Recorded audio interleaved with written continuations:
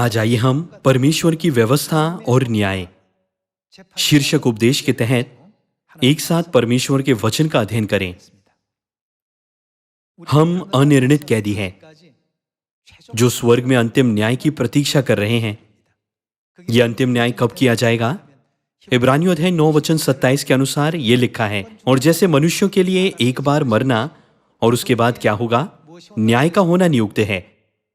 न्याय और फैसला शब्द का एक ही अर्थ है। जैसे कि लिखा है, मानव जाति एक बार मरने के लिए नियुक्त है और उसके बाद वे न्याय का सामना करेंगे। चूंकि हमें अपना फैसला नहीं सुनाया गया है, इसलिए हम वास्तव में अनिर्णित कैदी हैं। हमने स्वर्ग में पाप किया था, लेकिन क्या यह जानबूझकर किया गया पाप था या यह अनजाने में किया गया पाप था? क्या हमें अनंत नरक में भेजा जाना चाहिए, या क्या हमें परमेश्वर के अनुग्रह और कृपा से क्षमा किया जा सकता है और हम अपने खोए हुए निज देश में लौट सकते हैं? हम न्याय की प्रतीक्षा कर रहे हैं जब हमारे पापों के सभी परिणामों का फैसला किया जाएगा। इसीलिए यीशु ने इस पृथ्वी पर हमारे जीवन के विषय में हमेशा हमसे कहा, मन फिराओ। हमें पश्चाताप का जीवन जीना चाहिए। यह पहले यूहन्ना अध्याय 1 में लिखा गया है, यदि आप कहें आपने पाप नहीं किया है तो आप परमेश्वर को झूठा ठहराते हैं। हम सभी स्वर्ग के पापी हैं। एक अनुकूल न्याय पाने के लिए एक पापी के पास किस तरह का रवैया होना चाहिए? हमें पश्चाताप का रवैया रखना चाहिए। इसीलिए यीशु ने कहा, मन फिराओ, क्योंकि स्वर्ग का राज्य निकट आया है।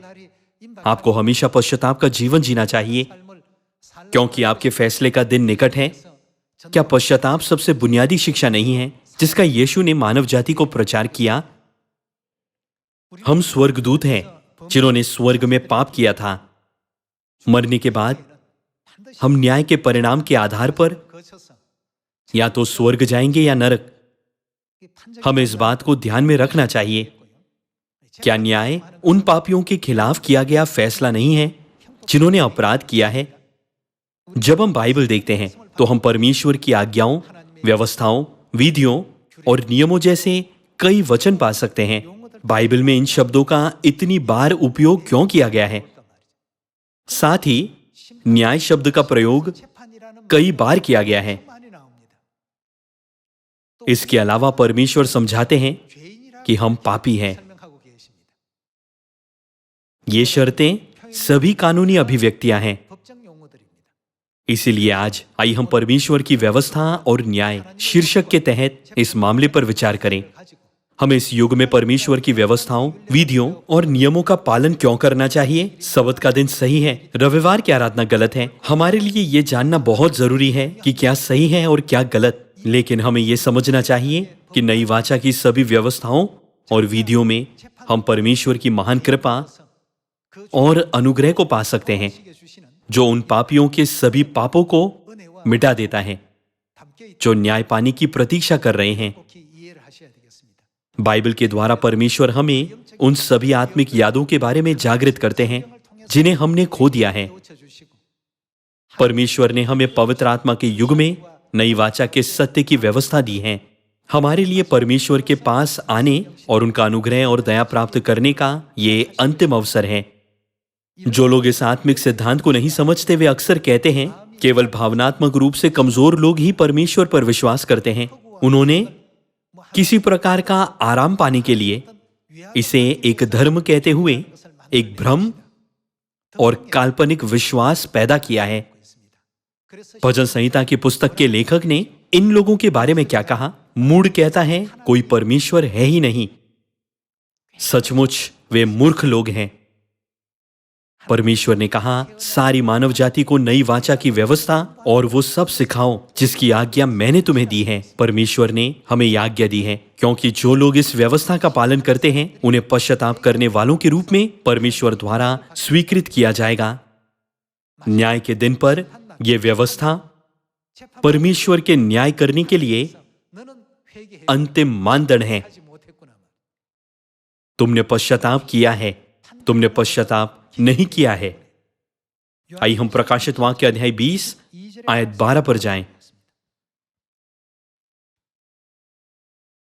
अध्याय 20 आयत 12।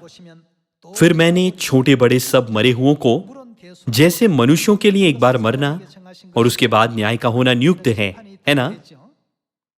फिर मैंने छोटे बड़े सब मरे हुओं को सिंहासन के सामने खड़े हुए देखा, और पुस्तकें खोली गई, और फिर एक और पुस्तक खोली गई, अर्थात जीवन की पुस्तक। और जैसा उन पुस्तकों में लिखा हुआ था, वैसे ही उनके कामों के अनुसार मरे हुओं का न्याय किया गया। आइए हम आयत 13 के साथ जारी रखें। समुद्र ने उन मरे हुओं को जो उनमें थे दे दिया, और मृत्यु और अधोलोक ने उन मरे हुओं को जो उनमें थे दे दिया। और उनमें से हर एक का क्या किया गया? उनमें से हर एक के कामों के अनुसार उनका न्याय किया गया। मृत्यु और अधोलोक आग की झील में डाले गए। यह आग की झील दूसरी मृत्यु है। और जिस किसी का नाम जीवन की पुस्तक में लिखा हुआ न मिला, वो आग की झील में डाला गया। इब्रानियों अध्याय 9 आयत 27 के अनुसार यह निश्चित है कि हम पापी हैं। जिन्होंने पाप नहीं किए हैं, उनका न्याय करने की आवश्यकता नहीं है। चाहे हमने जानबूझकर पाप किया हो या अनजाने में किया हो, हम पापी हैं। इस प्रकार हम परमेश्वर के, जो हमारे न्यायी हैं, बहुत आभारी और एहसानमंद हैं कि हमें इस सत्य को देखने, सुनने और महसूस करने और सियोन में आने की अनुमति दी है। यदि हम किसी प्रसिद्ध विश्वविद्यालय में पढ़ते हैं, तो भी हम ये ज्ञान नहीं पा सकते हैं। आयत 14 में लिखा है, मृत्यु और अधोलोक आग की झील में डाले गए। यह आग की झील दूसरी मृत्यु है। और जिस किसी का नाम जीवन की पुस्तक में लिखा हुआ न मिला, वो आग की झील में डाला गया। जीवन की पुस्तक में किसके नाम लिखे गए हैं? क्या वे वो नहीं हैं जिनका बपतिस्मा हुआ है? जब हम बपतिस्मा लेते हैं, तब हम परमेश्वर से क्या वादा करते हैं? क्या आपने बपतिस्मा लेते समय कोई वादा नहीं किया था? जब आपने बपतिस्मा लिया, तब आपने वादा किया था कि आप फिर कभी पाप नहीं करेंगे। आपने किसकी शिक्षाओं का पालन करने का वादा किया था? मैं उन सभी विधियों, नियमों और व्यवस्थाओं का पालन करते हुए जिनकी आज्ञा परमेश्वर ने दी है, पश्चाताप का जीवन जीऊंगा। ये वो वादा है जो हमने बपतिस्मा की विधि के द्वारा परमेश्वर से किया था। हमने परमेश्वर से एक वादा किया, मैं फिर कभी दुनिया के नेतृत्व में नहीं रहूंगा। मैं केवल परमेश्वर की शिक्षाओं का पालन करूंगा। यदि हम कभी इस वादे को तोड़ते हैं, तो हम कभी भी परमेश्वर से उद्धार प्राप्त नहीं कर सकते। इस प्रकार क्या हमें अंत तक दृढ़ता से परमेश्वर की व्यवस्था का पालन नहीं करना चाहिए? उन लोगों का क्या होगा जिनके नाम मेमने के जीवन की पुस्तक में लिखे हुए नहीं हैं? उन्हें आग की झील में डाल दिया जाएगा। ऐसा इसीलिए है क्योंकि जिनके नाम जीवन की पुस्तक में नहीं लिखे गए हैं, वे हैं जिन्होंने पश्चाताप नहीं किया है। उन्हें कई अवसर दिए गए और अनगिनत बार कहा गया, आपको पिता अनसांग पर विश्वास करना चाहिए। केवल जब आप स्वर्ग के माता पर विश्वास करते हैं तो आप बचाए जा सकते हैं और आपके पापों को क्षमा किया जा सकता है। लेकिन उन्होंने नहीं सुना।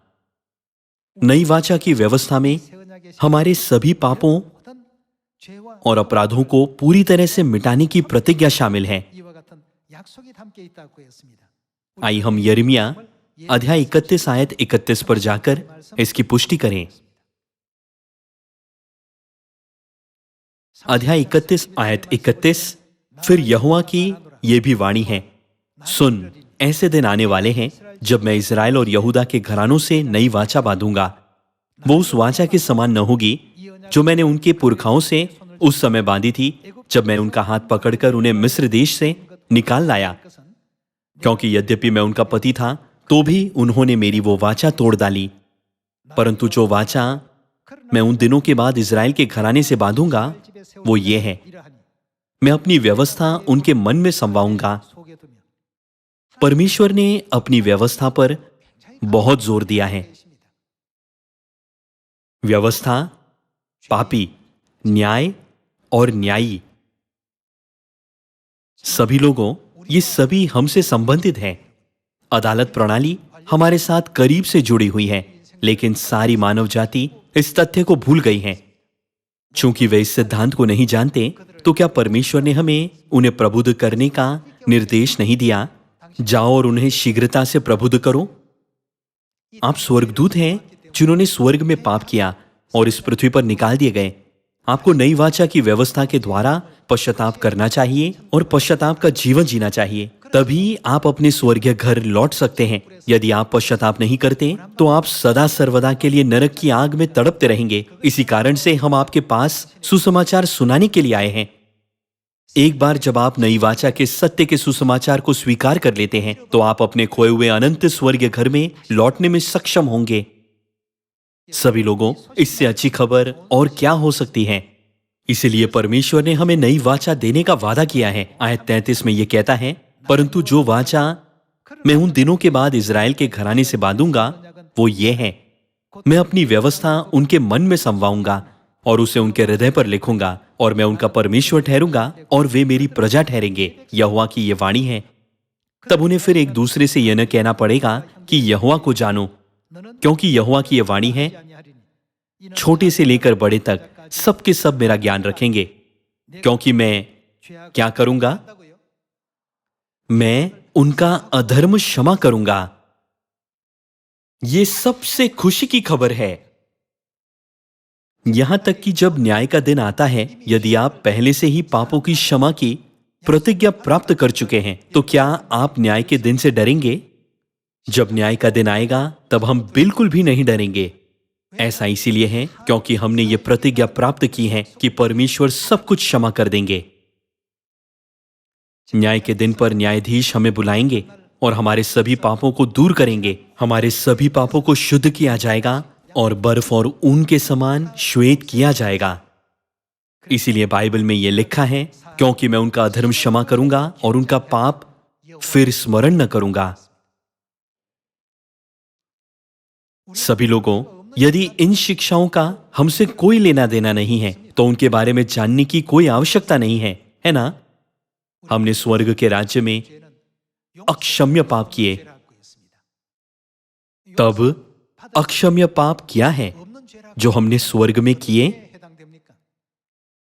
क्या जिन वल्जिन की तरह भूख के कारण किसी और की रोटी चुराने का पाप वो पाप है जो मौत की सजा के योग्य है? ये वो नहीं है। हमने ऐसे गंभीर पाप किए जो अक्षम्य है, और परिणाम स्वरूप हमें पृथ्वी पर गिरा दिया गया। लेकिन हमारे किए पापों के कारण परमेश्वर हमारे बदले क्रूस पर मर गए। रोमन साम्राज्य में क्रूस की सजा उन पापियों को दी जाने वाली सबसे कठोर सजा थी जो सबसे बड़े पाप करते थे। इससे कठोर कोई सजा नहीं थी। क्या कारण था कि यीशु हमारे लिए गंभीर पापियों के लिए क्रूस पर मर गए?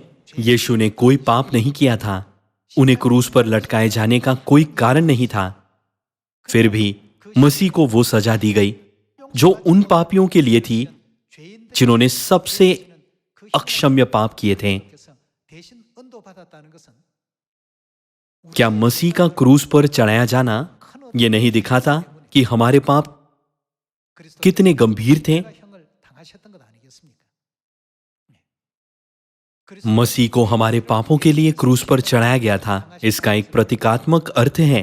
जब हम क्रूस पर चढ़ाए जाने की सजा के बारे में सोचते हैं जिससे मसीह गुजरे थे, तो हम स्पष्ट रूप से समझ सकते हैं कि हमने जो पाप किए थे वे अत्यधिक और अक्षम्य पाप थे।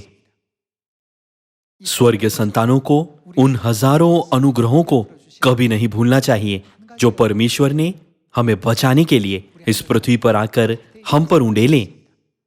निश्चित रूप से न्याय का दिन आएगा। कुछ लोगों के पास इस पृथ्वी पर थोड़ा अधिक समय होता है, जबकि दूसरों के पास थोड़ा कम समय होता है। इस बात की परवाह किए बिना न्याय का दिन निकट आ रहा है। लेकिन चूंकि लोगों को परमेश्वर की ओर से वो प्रतिज्ञा नहीं मिली है जो कहते हैं मैं तुम्हारे अधर्म को क्षमा करूंगा, तो वे हर दिन चिंतित महसूस करते हैं। वे मरने से डरते हैं। वे क्यों डरते हैं? मृत्यु के बाद क्या होता है? वे डरते हैं क्योंकि न्याय उनका इंतजार कर रहा है। न्याय का दिन आ रहा है और उनके पापों का पैमाना बहुत बड़ा है। उनकी आत्माओं को पहले से ही लगता है कि उनके पापों को क्षमा नहीं किया जाएगा। उनकी आत्माएं पहले से ही इसके बारे में जानती हैं। लेकिन परमेश्वर ने हमें नई वाचा का सत्य दिया है और उन्होंने ये कहते हुए हमसे वादा किया है, मैं उनके अधर्म क्षमा करूंगा, मैं उनके पापों को फिर स्मरण न करूंगा। इसीलिए इसे नई वाचा अर्थात प्रतिज्ञा कहा जाता है।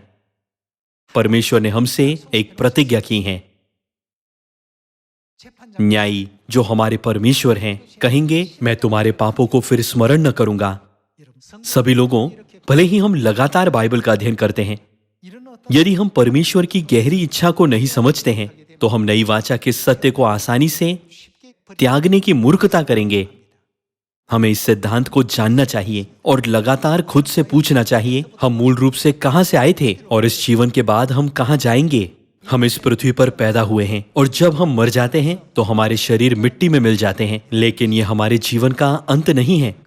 आज जब हम इसके बारे में सोचते हैं तो नई वाचा की वो प्रतिज्ञा कितनी अनमोल है जो परमेश्वर ने हमें दी है।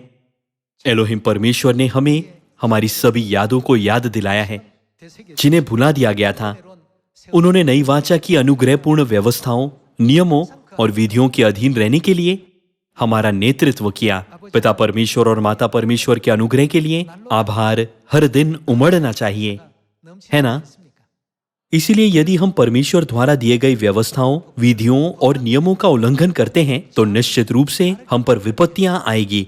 यदि हम नई वाचा की व्यवस्थाओं का पालन करने में विफल रहते हैं तो अंतिम न्याय अर्थात अनंत नरक का दंड हमारी प्रतीक्षा कर रहा होगा। आइए हम एक एक करके बाइबल के द्वारा इसकी पुष्टि करें। आइए हम मत्ती अध्याय 7 आयत 21 पर एक नजर डालें। मत्ती की पुस्तक अध्याय 7 आयत 21 में लिखा है, जो मुझसे हे प्रभु कहता है, उनमें से हर एक स्वर्ग के राज्य में प्रवेश न करेगा, परंतु वही जो मेरे स्वर्गीय पिता की इच्छा पर चलता है। उस दिन बहुत से लोग मुझसे कहेंगे, हे प्रभु, क्या हमने तेरे नाम से भविष्यवाणी नहीं की और तेरे नाम से दुष्ट आत्माओं को नहीं निकाला और तेरे नाम से बहुत से आश्चर्यकर्म नहीं किए? तब मैं उनसे खुलकर कह दूंगा, मैंने तुमको कभी नहीं जाना। वे कौन हैं? हे कुकर्म करने वालों, मेरे पास से चले जाओ। जब हम कहते हैं वे कुकर्म करते हैं तो वे नई वाचा के सत्य की व्यवस्था के साथ क्या कर रहे हैं, जो जीवन की व्यवस्था है जिसे परमेश्वर ने मानव जाति को पापों की क्षमा के लिए दिया है। वे हैं जो नई वाचा की व्यवस्था का पालन नहीं करते। अंग्रेजी बाइबल इसे बहुत स्पष्ट रूप से समझाती है। इसे कुकर्मी के रूप में लिखा गया है और इसे दूसरे संस्करण में उन लोगों के रूप में लिखा गया है जो व्यवस्था का उल्लंघन करते हैं। दूसरे संस्करण में यह भी लिखा है, तुम जो परमेश्वर की व्यवस्थाओं को तोड़ते हो। जो परमेश्वर की व्यवस्था का पालन नहीं करते वे धर्मी नहीं हैं, जिनके पाप को परमेश्वर ने क्षमा किया है, बल्कि वे कुकर्म करने वाले हैं। जब न्यायाधीश ध्वनि खंड पर अपने हाथोड़े को मारता है तो अंतिम न्याय सुनाया जाएगा। बाइबल कहती है, और जैसे मनुष्यों के लिए एक बार मरना और उसके बाद न्याय का होना नियुक्त है। यह किस प्रकार का न्याय है? यह इस पृथ्वी का न्याय नहीं है, लेकिन यह स्वर्ग का न्याय है। परमेश्वर ने नई वाचा की सभी व्यवस्थाओं, विधियों और नियमों को पुनर्स्थापित किया जो 1600 वर्षों से खोई हुई थी, ताकि हम अब पाप और मृत्यु के दास न रहें। जब हम इस अनुग्रह के बारे में सोचते हैं तो क्या हम बाइबल के माध्यम से नहीं समझ सकते कि जो लोग कुकर्म करते हैं वे नरक के दंड में गिरेंगे? इसी कारण पुराने नियम के सभी नबियों ने हमेशा इस बात पर जोर दिया, परमेश्वर की व्यवस्था का पालन करो, परमेश्वर की व्यवस्था से मत हटो। जब भी इजरायलियों ने परमेश्वर की व्यवस्था को त्याग दिया तो अन्य देशों ने उन पर आक्रमण किया या विपत्तियों और शाप को प्राप्त किया। परमेश्वर ने उन्हें शारीरिक रूप से इन बातों से इसलिए गुजरने दिया ताकि हमें आत्मिक रूप से ये सिखा सकें कि यदि हम नई वाचा के सत्य की व्यवस्था का पालन नहीं करते तो पापों की क्षमा प्राप्त करने का कोई अन्य तरीका नहीं है। न्यायाधीश द्वारा अंतिम फैसला सुनाए जाने के बाद क्या होगा? जिस किसी को भी पापों की क्षमा की प्रतिज्ञा नहीं मिली है उसे नरक भेजा जाएगा। मसीह ने हमारे पापों के लिए क्रूस की सारी सजा, क्रूस पर का बलिदान और मृत्यु को सहन किया। इसके बारे में ध्यान से सोचें कि इसका क्या अर्थ है कि उन्होंने वो हमारे बदले किया। हमारे बदले मसीह को मिली सजा यह दिखाती है कि हमारे पाप कितने गंभीर थे। जब हम इन सभी मामलों के बारे में सोचते हैं तो नई वाचा के सत्य की व्यवस्था सबसे बड़ा अनुग्रह है जो परमेश्वर ने हमें दिया है। ये इस युग में उद्धार का सबसे मूल्यवान हिस्सा है। आइए हम पुराने नियम के इतिहास के द्वारा देखें कि आत्मिक पापियों का क्या परिणाम होगा जिन्होंने परमेश्वर की व्यवस्थाओं का पालन नहीं किया। आइए हम यिर्मयाह अध्याय 44 आयत 22 देखें। यिर्मयाह अध्याय 44 आयत 22। क्या उसने उसको स्मरण न किया? इसलिए जब यहोवा तुम्हारे बुरे और सब घृणित कामों को और अधिक न सह सका तब तुम्हारा देश उजड़कर निर्जन और सुनसान हो गया। यहां तक कि लोग उसकी उपमा देखकर शाप दिया करते हैं जैसे कि आज होता है, क्योंकि तुम धूप जलाकर यहोवा के विरुद्ध पाप करते और उसकी नहीं सुनते थे और उसकी व्यवस्था और विधियों और चितौनियों के अनुसार नहीं चले। इस कारण ये विपत्ति तुम पर आ पड़ी है जैसे कि आज है। जब भी उन्होंने परमेश्वर द्वारा दी गई जीवन की व्यवस्था का पालन नहीं किया, उन्हें विपत्तियां, शाप और आक्रमण प्राप्त हुए। उन्होंने एक ऐसा जीवन जिया जो उनकी इच्छा के विपरीत था। जब हम पुराने नियम में इन परिणामों को बार बार होते हुए देखते हैं तो हमें यह कभी नहीं भूलना चाहिए कि हम अंतिम न्याय की प्रतीक्षा कर रहे आत्मिक पापी हैं। हमें अपने जीवन के हर पल में पश्चाताप करना चाहिए। हमें वाकई पश्चाताप से भरा जीवन जीना चाहिए। इसीलिए भले ही परमेश्वर चाहते हैं कि हम महान बने, लेकिन परमेश्वर हमें ऊंचे स्थान पर नहीं रखते, बल्कि हम एक नम्र स्थान पर रखते हैं। वो हमें एक दूसरे की सेवा करने के लिए कहते हैं। क्या परमेश्वर स्वर्गीय संतानों को ऊंचा नहीं करना चाहते? बेशक वो चाहते हैं, लेकिन हमें पूरी तरह से समझना चाहिए कि ऐसे अदृश्य कारण होंगे जिनकी वजह से परमेश्वर स्वर्गीय संतानों को ऊंचा नहीं करते। आइए हम अध्याय 16 पर जाएं। यिर्मयाह की पुस्तक अध्याय 16 आयत 10 में लिखा है, जब तू इन लोगों से ये सब बातें कहें और वे तुझसे पूछें, यहोवा ने हमारे ऊपर ये सारी बड़ी विपत्ति डालने के लिए क्यों कहा है? हमारे अधर्म क्या है और हमने अपने परमेश्वर यहोवा के विरुद्ध कौन सा पाप किया है? तब तो इन लोगों से कहना, यहोवा की यह वाणी है, क्योंकि तुम्हारे पुरखा मुझे त्याग कर दूसरे देवताओं के पीछे चले और उनकी उपासना करके उनको दंडवत की और मुझको त्याग दिया, और क्या नहीं किया? मेरी व्यवस्था का पालन नहीं किया। जो कोई परमेश्वर की व्यवस्था का पालन नहीं करता वो पापी है, क्योंकि वे जो कुछ भी करते हैं वो परमेश्वर की व्यवस्था के विरुद्ध है, तो वे पापी बन जाते हैं, है ना? कुछ लोगों को मृत्यु की सजा दी जाती है और कुछ लोगों को आजीवन कारावास की सजा सुनाई जाती है। जो कोई पाप करता है वो जीवित नहीं रह सकता। इस कारण से हम पर हमारे पिता और माता का बहुत बड़ा कर्ज है, जिन्होंने हमारे लिए बलिदान किया है और हमारे लिए पाप बलि बन गए हैं। जीवन वो कर्ज है जो हम पर है, हालांकि वे इसे कर्ज नहीं मानते। हम परमेश्वर के अनुग्रह के लिए बहुत आभारी हैं, जो हमें स्वतंत्र रूप से दी गई नई वाचा के सत्य में रहने की अनुमति देते हैं, है ना? आइए हम दूसरे थेसलोनिकियों अध्याय 1 पर जाएं। दूसरा थेसलोनिकियों अध्याय 1 आयत 7।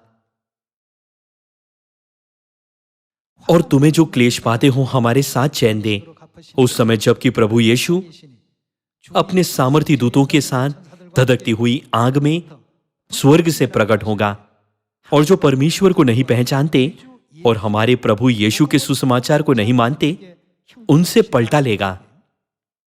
जब हम हमारे प्रभु यीशु का सुसमाचार कहते हैं तो क्या इसका अर्थ नई वाचा की व्यवस्था नहीं है? उन लोगों का क्या होगा जो नई वाचा की व्यवस्थाओं का पालन नहीं करते?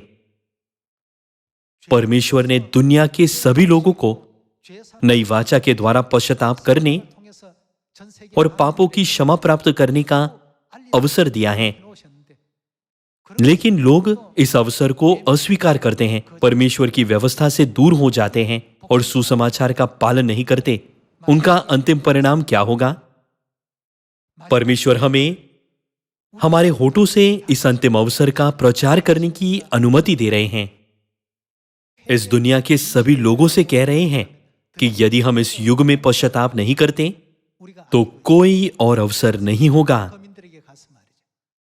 हम सबत का दिन और फसह का प्रचार करते हैं। इन नियमों की स्थापना किसने की? क्या ये नियम परमेश्वर द्वारा स्थापित नहीं किए गए थे? परमेश्वर ने हमारे पापों को क्षमा करने के लिए इन व्यवस्थाओं को स्थापित किया, फिर भी लोग इस संदेश को स्वीकार नहीं करते। इन लोगों का क्या होगा? और जो परमेश्वर को नहीं पहचानते और हमारे प्रभु यीशु के सुसमाचार को नहीं मानते, उनसे पलटा लेगा। आयत 9, वे प्रभु के सामने से और उसकी शक्ति के तेज से दूर होकर अनंत विनाश का दंड पाएंगे। आयत 10, ये उस दिन होगा जब वो अपने पवित्र लोगों में महिमा पाने और सब विश्वास करने वालों में आश्चर्य का कारण होने को आएगा, क्योंकि तुमने हमारी गवाही पर विश्वास किया। सभी लोगों, हम नई वाचा की व्यवस्था के द्वारा स्वर्गीय पिता से मिले हैं।